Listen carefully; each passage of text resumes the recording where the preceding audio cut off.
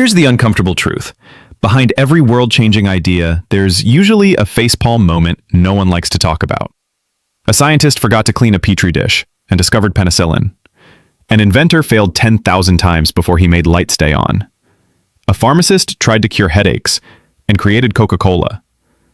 They weren't chasing brilliance. They were stumbling through mistakes and refusing to stop.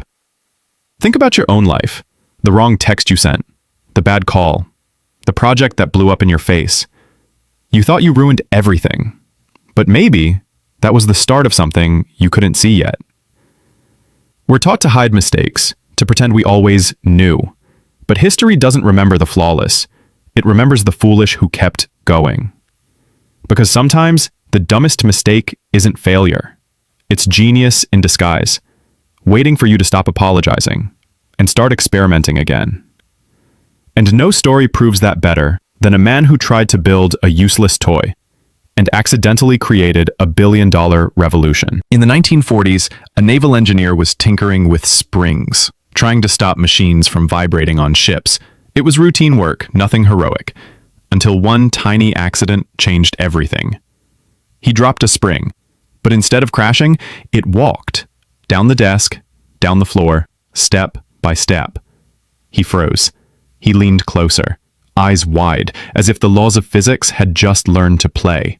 His mistake looked alive.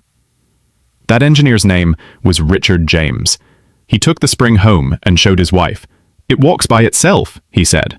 She smiled and gave it a name that would echo through generations. The Slinky.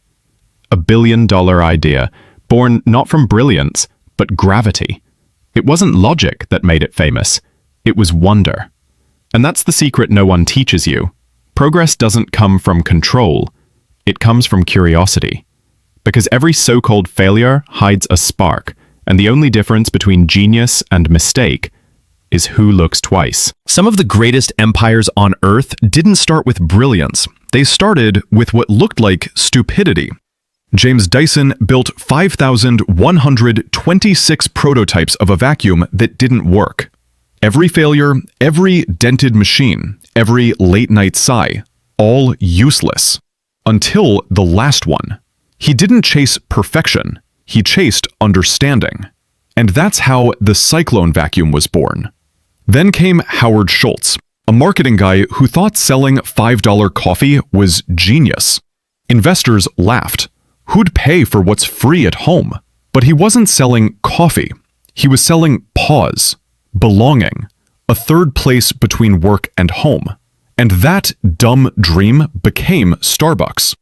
Here's the pattern. Every bad idea was just a good idea in disguise, seen too early. Because the difference between dumb and brilliant isn't the idea itself. It's how long you stay in the game after everyone else quits. Here's something school never taught us. Failure has a formula. Every time you mess up, your brain fires two signals, one for pain, one for pattern. The first makes you want to quit. The second quietly rewires you to try again, smarter.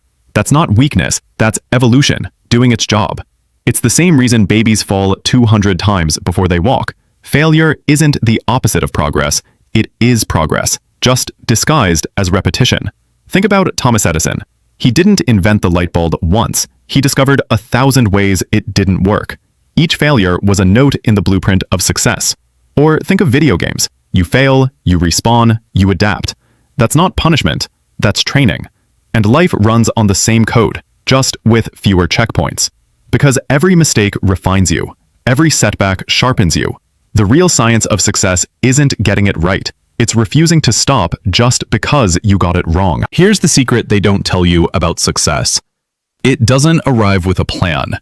It sneaks in through the side door, disguised as disaster. Every wrong turn rewrites your map. Every embarrassment teaches humility. Every so-called failure sharpens your instincts for what really matters. The biggest breakthroughs never come from perfection. They come from persistence. From people stubborn enough to rebuild after the fall. Curious enough to ask, what if this wasn't the end? Because the truth is, you're not supposed to know the path. You're supposed to find it, piece by broken piece. One day, you'll look back at all the mistakes you thought ruined you and realize they were the curriculum. They weren't detours. They were directions. So make your mess. Take the wrong turn. Miss the shot. Because every failure that humbles you is quietly sculpting the version of you that wins.